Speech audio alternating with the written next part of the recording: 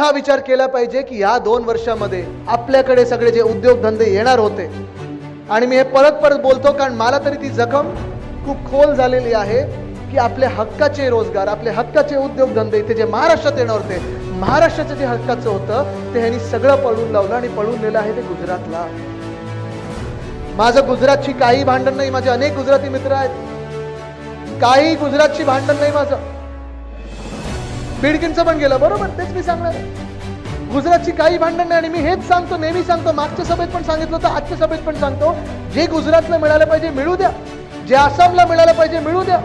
युक्रेनला प्रधानमंत्री महोदय युद्ध थांबवायला गेलो, ते युद्ध काही थांबलं नाही. मणिपूरचं तर थांबू शकले नाही, पापाने वॉर रुकू आधी, पण मणिपूरचं जे अधिक त्यांच्या हक्काचं ते त्यांना मिळू द्या, केरळचं जे हक्काचं असेल त्यांना मिळू द्या, पण महाराष्ट्राच्या हक्काचं तुम्ही तिथून खेचून घेऊ शकत नाही. आणि जे तुम्ही खेचायचा प्रयत्न करणार तिथे मी लढणार, आणि लढणार म्हणजे लढणारच.